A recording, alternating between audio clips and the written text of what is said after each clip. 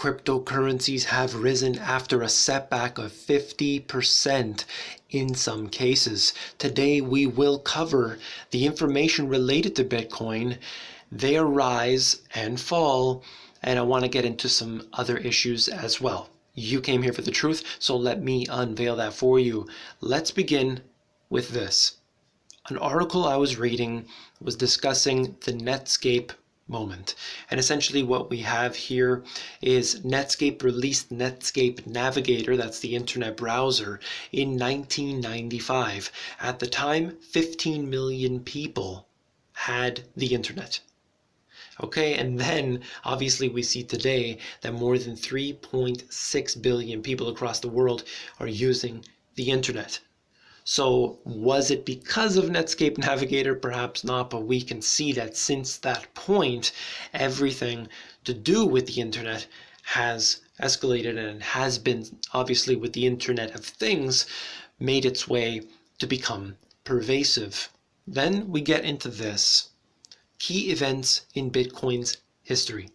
The price has not reached where it was at its peak, but it is somewhat near there. So these are some of the points that are very important to Bitcoin's history. And you can see that India is going to legalize Bitcoin, and hedge funds demand Goldman Sachs cover Bitcoin. Fidelity announces mining Bitcoin. Russia to legalize Bitcoin. Japan legalize Bitcoin. We're seeing all of these major events that have taken place over the years, which are in fact giving it some sense of maturity and giving it that sort of credibility that it needs. It is in its absolute infancy right now. I see it as being a means of transaction. You can see different companies beginning to accept Bitcoin. Mainstream companies here, they even mention a Swiss rail operator. They look at different gaming platforms like Steam starting to accept that. Different websites are accepting it. And we can see that it's sort of getting more mainstream. It's being picked up here, and it is a good thing. It's bullish for Bitcoin. But there are many people which are simply speculating on Bitcoin. And I think that is a big mistake because it ultimately causes these price fluctuations that we see. If it was all investors just consistently adding into their portfolio, we would see the price rise slowly but surely. But instead, that's not really what happens. So we got to chase this, and everybody's has to sort of get freaked out about it. But the point is that it is an excellent way to transact between you and I without the knowledge of a third party. But the governments want their hands on Bitcoin, all the transactions and everything else. And I see this as being a very big problem that we have right now, not in the future, but right now.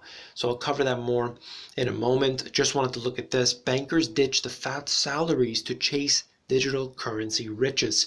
And many people who have been, in these executive positions, they have made their way now into starting off with their own type of cryptocurrency, digital currency, any form of this. And you can see that it has become sort of this, it's basically there are 900 or so different cryptocurrencies out there. And this is starting to be a little too much. In fact, it is far too much.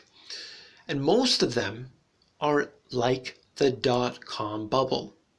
When we have so many companies with nothing more than an idea being valued at millions and millions, you know that something is wrong. That's the problem I have. It's not cryptocurrencies in general, digital currencies, whether it's Bitcoin or Ethereum or anything else, smart contracts and everything else that they can perform. I want to see something tangible, at least have your business off the ground. A lot of them are simply an idea. And that there, we get into major speculation. Because it's not just speculating that the price will go up, it's speculating that the company will even get off the ground. And that isn't a good thing, especially when people put a lot of money behind this. The US government has unsealed an indictment against BTCE and one of its alleged operators, levying a $110 million fine for violations allegedly committed by the long-running Bitcoin exchange. Okay, so the government has their hands on this. Maybe it's well deserved. That's fine. The only issue I have is that Bitcoin and other cryptocurrencies want to be in the underground, in the dark markets. But that really doesn't seem to exist because the government is able to get their hands on everything that you and I do. And they're doing so here with Bitcoin. Unfortunately, what's happening here, these people may have deserved it, but the whole point is that we need a method of transaction that doesn't involve a third party. And this would be excellent at that.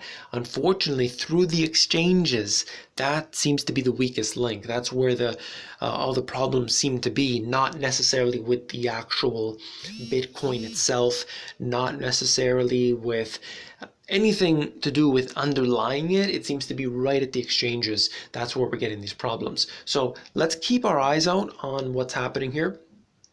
And let's look at this next. We can see this. Robot workers will soon be roaming the aisles of this Schnucks stores. So this is another time when we see that robots, automation are displacing jobs. They're just saying, it won't do much. It's just this, it's just that. The way I see that, there is a trend that has been forming, and ultimately it's going towards less human workforce. And then we look at this here. This is in Sweden. In fact, the Swedish Prime Minister said on Monday his country and its citizens were exposed to risks by potential leaks of sensitive material from an IT contract that one official said has been rushed. So they went against their own policies and unfortunately exposed a lot of people's information, and that was made in their way, definitely would have been made in their way into the wrong hands. We know that a lot of people feel okay.